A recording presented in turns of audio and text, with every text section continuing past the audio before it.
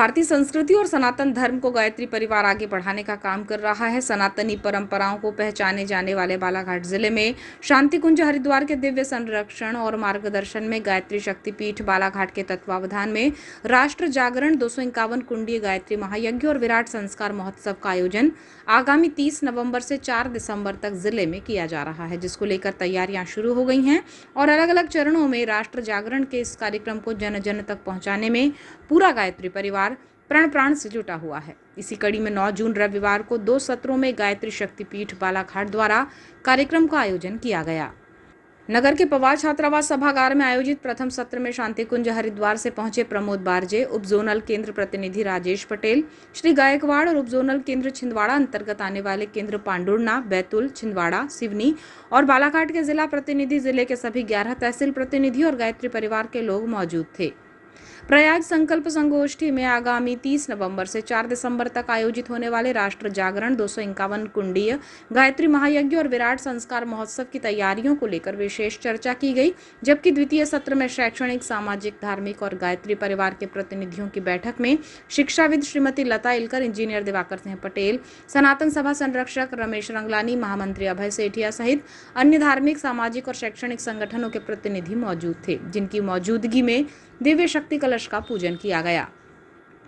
गायत्री शक्तिपीठ के वरिष्ठ संरक्षक ट्रस्टी और सनातन सभा अध्यक्ष महेश खजांची ने बताया कि प्रयाग संकल्प संगोष्ठी में कुछ संकल्प लिए गए हैं, जिसमें गायत्री परिवार काम कर रहा है, जिसमें पर्यावरण दिवस से जिले में 24,000 पौधों का रोपण, सनातन धर्म से बच्चों को जोड़ने के लिए 51,000 छात्र छात्राओं की भारतीय संस्कृति ज्ञान परीक्षा, जिले के प्रत्येक ब्लॉक स्तर पर 24 लाख की सामूहिक गायत्री महापुष्चरण और ब्रह्मास्त्र साधना प्रारंभ है।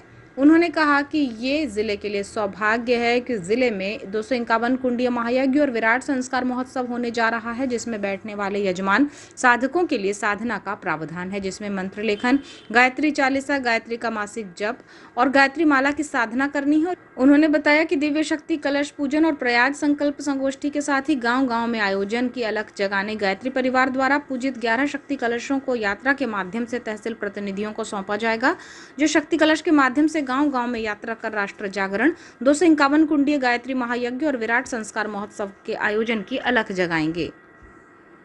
कि बालाघाट में आगामी 30 नवंबर से 4 दिसंबर के बीच में राष्ट्र जागरण अभियान के अंतर्गत 251 कुंडीय गायत्री महायज्ञ का आयोजन होने जा रहा है। इस आयोजन में प्रयास के रूप में बहुत बड़े संकल्प लिए गए हैं। 24,000 पौधे लगाए जा रहे हैं। दूसरा चरण प्रारंभ हो गया है। 51,000 बच्चों को भारतीय संस्कृति ज्ञान परीक्षा में बैठाला जाएगा और सनातन संस्कृति से उनको जोड़ा जाएगा। जिले की 100% पंचायत और 100% गाँवों तक ये शक्ति कलश जो आप मंच पर देख रहे हैं, ये इनके पूजन के लिए, श्रद्धा संवर्धन के लिए यात्रा निकाली जाएगी, ग्राम तीर्थ यात्रा, और पूरे के पूरे ज़िले को मथा जाएगा। इसके साथ में गायत्री महायज्ञ की एक विशेषता है कि यज्ञ में बैठने के पूर्व जो यजमान होते हैं उनको कुछ साधना करना पड़ती है। तो मंत्र लेखन, गायत्री चालीसा का पाठ, गायत्री का मानसिक जप और गायत्री की माला, 2 तरह के अनुष्ठान चल रहे हैं। एक है महापुरुषचरण श्रृंखला। महापुरुषचरण में एक ब्लॉक में 108 साधकों को हम रजिस्टर्ड करते हैं और उनसे 24,000 का एक लघु अनुष्ठान गायत्री महामंत्र का करवाते हैं। इस तरह से जब हम 100 का गुणा करते हैं 24,000 में, तो 24 लाख का जप एक तहसील में होता है। इस तरह से पूरे 11 तहसीलों में हम 11 महापुरुषण कर लेते हैं एक नवरात्रि में। आखिरी नवरात्रि तक हम करीब 51 महापुरुषण पूरे करने जा रहे हैं। इसके साथ ब्रह्मास्त्र अनुष्ठान की गायत्री की 10 माला अलग चल रही हैं। लेकिन इसके बाद जो बहुत व्यस्त वर्ग है, जिसके पास समय नहीं है पूजा का, पाठ का, जप का, तप का, उनके लिए आज एक विशेष फोल्डर बनाया गया है और उस फोल्डर का नाम दिया गया है यज्ञ यजमान आमंत्रण प्रवेश पत्र।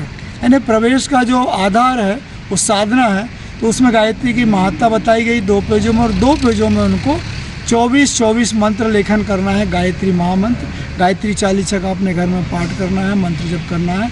और जितने प्रकार के इष्ट आराध्य होते हैं लोगों के हिंदू धर्म में, चाहे वो राम हो, चाहे विष्णु हो, चाहे वो शिव हो, उनका जप भी वो करते हैं, तब भी वो लिख करके उस पत्र में हमको देंगे और उनको हम यज्ञ में बैठा लेंगे।